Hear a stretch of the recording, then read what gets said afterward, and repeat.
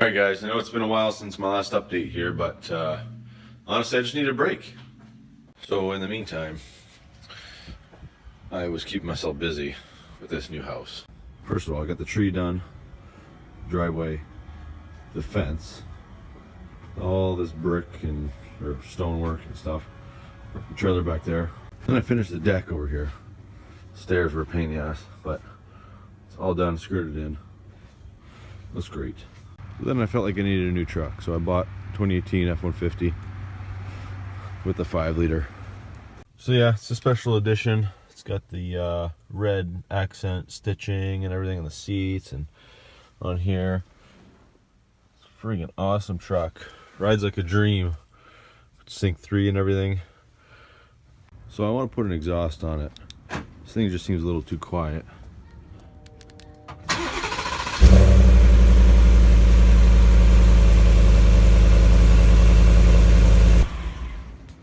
So not bad for stock. Anyway, if you guys got any recommendations on a nice exhaust for a 5-liter F-150, let me know.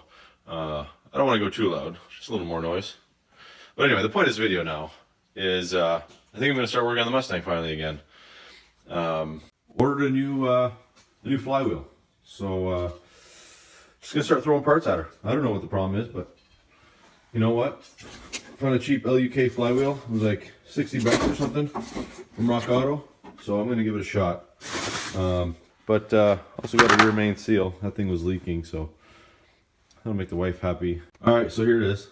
The reason I went with LUK is because this was the only flywheel I could find that really was brand new. It wasn't a reman flywheel, and that's kind of what I was going for. So where we left off was the oil pan is still not back on. I literally just, since the last video, I haven't touched this thing, to be honest. So I gotta put the oil pan back on, get all those bolts tightened up, and then I still need to put the crank pulley back on, get the Fiat back together, and then, if you guys remember last time, I put the transmission back in without the clutch to see if that would solve her vibration. So yeah, pull the transmission back out again, put the flywheel in, the new flywheel, put the clutch back in, and then be able to start her up. So while I'm doing that, I got this H-pipe off, right? And these are the ugly ass welds. Anyway, it doesn't leak, but it's ugly. And the reason I had to do that is because this H-pipe came and it didn't fit for some reason. I don't know if there's something wrong with the headers. But anyway, I got these that are like true duals with like a fake cat in there. So I'm going to put these in because everything bolts up and no exhaust leaks. So we'll give that a shot too.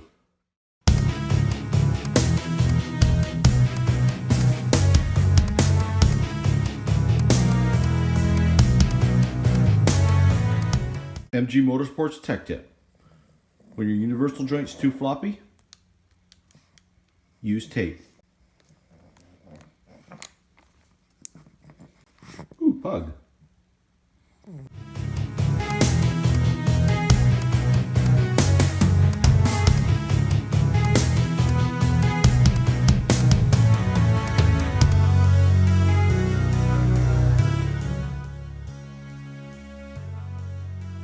That was not fun. Don't try and put your oil pan back in your car while the engine's in there. It's a pain, I tell you. Fuck. Okay, so oil pan's in. I got the crank pulley back on there. You can see it down there. And then the belt. And all that's left now is to fill it up with oil. Alright, so in case it's any of you guys' first time filling up this car with oil, I made the mistake the first time where I filled this thing up too fast. And there's a baffle in the cam cover, I guess, and my oil overflowed all over the headers, made a hell of a mess. So pour it slow and let it burp.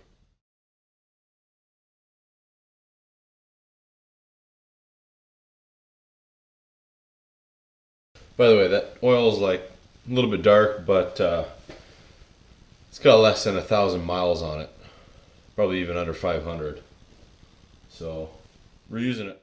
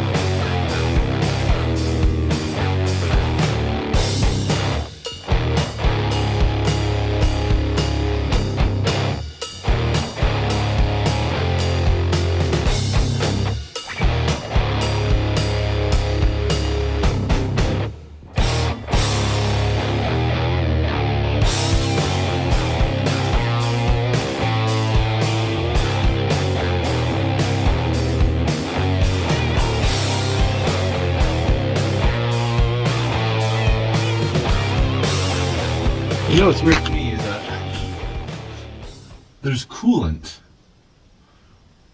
all over that green stuff. You really can't figure out where it's coming from. Alright, so there's the side-by-side comparison. Old versus new. Man, like this thing looks brand new, but anyway, I'm gonna swap it out. First thing you gotta do on here is make sure that you get all this residue, some oily residue on there. You gotta clean that off with some brake clean. I just got some carb cleaner here. But yeah, clean that off and we'll put it back in. So a few things I noticed while looking at the back side here. This one says made in China. That's the first thing. The new one doesn't say that, but it probably is. Anyway, the other thing is all these balancing holes are all on the one side, and then this one here, they're more kind of spread out, which tells me this was balanced better from the start, and this really, they had to do a lot of work to get it to balance. So yeah, I don't know, maybe that is a problem. But this counterweight here, same as that one, so I don't know. I'm pretty hopeful now. All right, we're gonna replace this rear main seal now. You can see it right back here. It's pretty wet all the way around it. I'm just gonna swap it. I don't know. I was in here a few times, so might as well. All right, so just start by prying it out.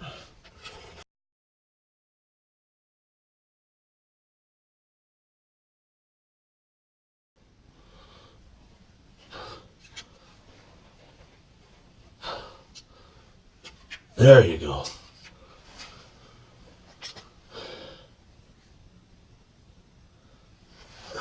All right, just clean it up here. Okay. So I coated this seal in oil. Make sure the lip is on the inside. So I'm gonna push this in just like this. And you just use the drift here and lightly tap it in.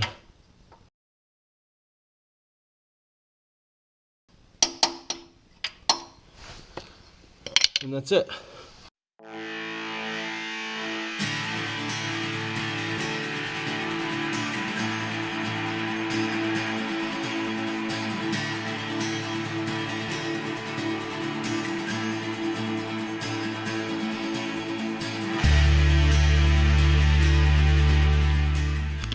Alright, yeah, so to torque up, I put this screwdriver between the two dowel pins and then onto the frame of the car.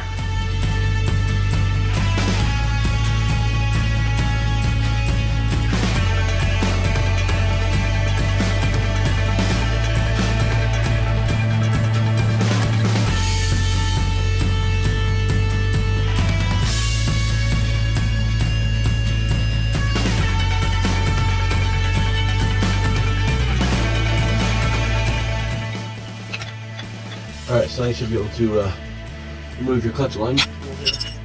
And what we gotta do now is put the bell housing on. Don't forget your grounds up here. These two grounds. Put the starter back in.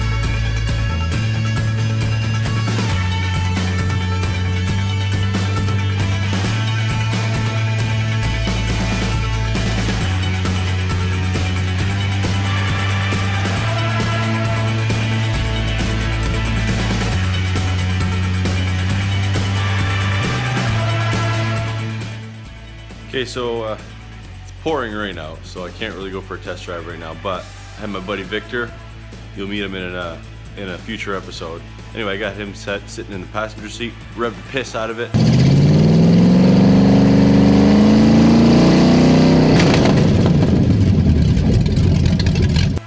It sounded great, man. Felt great, no vibrations. Hell yeah. Tell you what though, I'm a little bit pissed off about this machine shop because I brought him the flywheel and the guy told me it was fine. It's not fine. I swapped it out and the vibration's gone. You know how many headaches that would have saved me if I would have just replaced it from the get-go? Friggin' wah.